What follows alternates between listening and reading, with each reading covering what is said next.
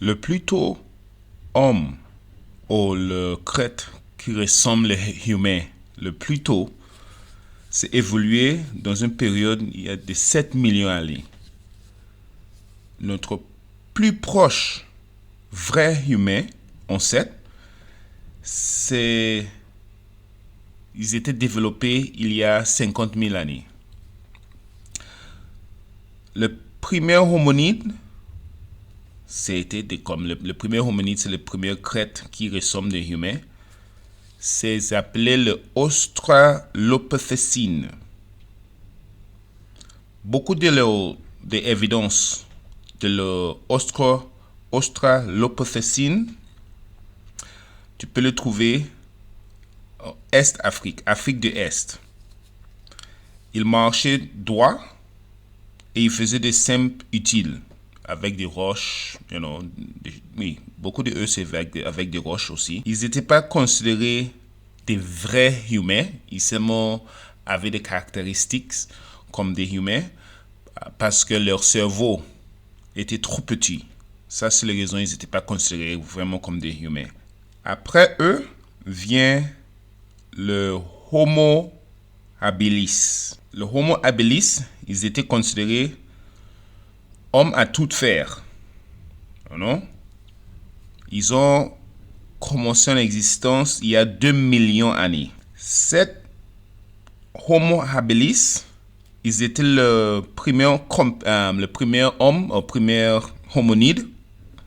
Ils étaient compétents. Il y avait des compétences. Et comme je dis, ils étaient avec l'Australopithène, je pense qu'ils ont évolué de la Australopithène. Mais le plus avancé de tous les homonides, c'était le Homo erectus. Eux, ils marchaient tout droit aussi, comme nous aujourd'hui. Et tu peux trouver l'évidence de le Homo erectus au Asiatique et Afrique. Ils ont beaucoup d'évidences que c'est là ils étaient au début. Le Homo erectus, ils ont appris comment utiliser la feu pour rester chaud quand c'est l'hiver et aussi pour cuisiner. Et le Homo erectus, c'est connu pour se déplacer dans les différents endroits sur la Terre. Et après, il vient des Néandertals. Après les Homo erectus, boum, on a le Néandertal. Cet Homo sapiens, c'était en existence il y a 200 000 années. Eux, ils étaient considérés le plus sage. Ok? Le Néandertal, c'est considéré le plus sage de tous les homonides. Et eux, ils viennent de le Homo erectus. Ok? Tu vois le lien? Le Néandertal, ils étaient vraiment adaptatifs avec le froid. Le âge de glace.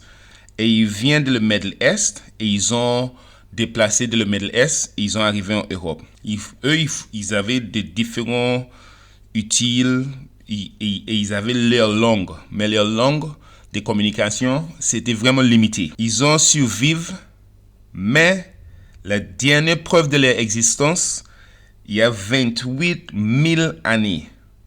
Et tu peux le trouver, la dernière évidence qu'ils ont trouvé de eux, c'était en Espagne. La dernière âge de glace, c'était 16 000 BC.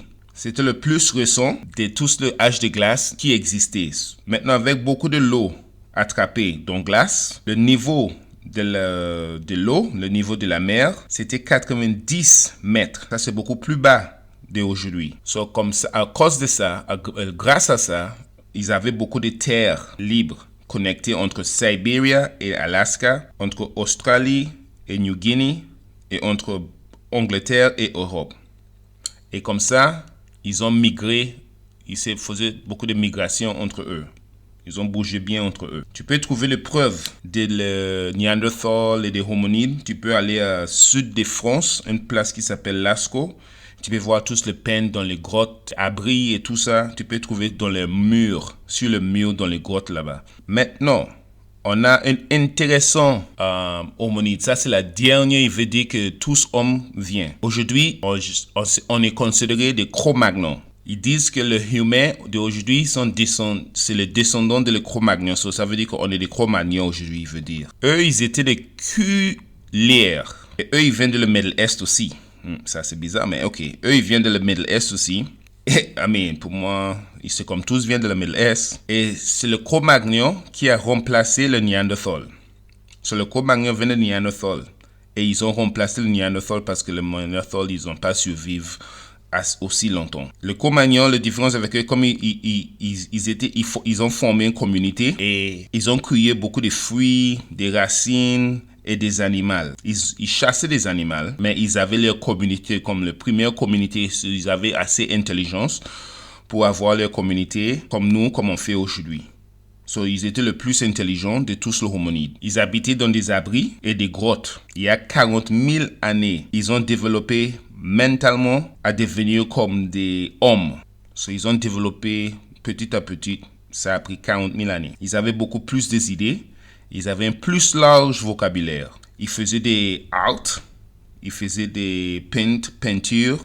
Et tu peux trouver toutes ces preuves en France, en Espagne et le Sahara. Ils ont fait même le bijou. Ils ont fait des petites poupées.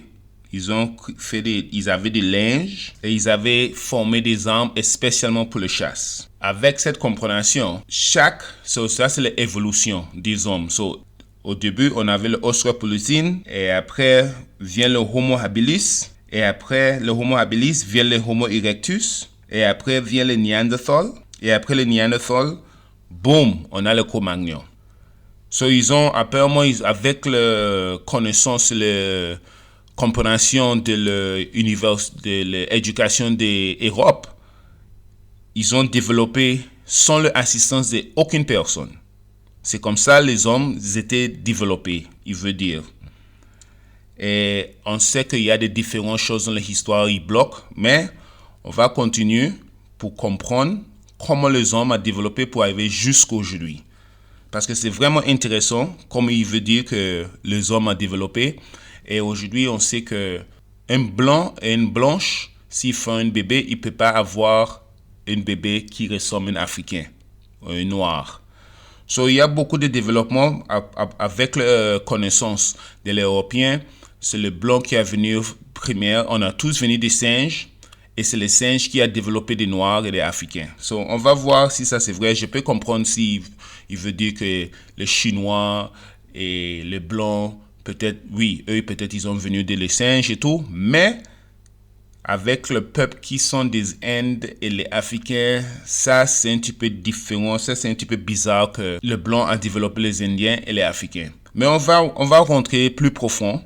Dans l'autre vidéo, on va discuter de ça, on va trouver l'information pour voir comment ça vraiment marche. Ok? Sur la prochaine vidéo, on va continuer. Je vais faire beaucoup de différentes vidéos pour trouver le développement des hommes, comment on est arrivé au début, comment on arrive jusqu'ici aujourd'hui.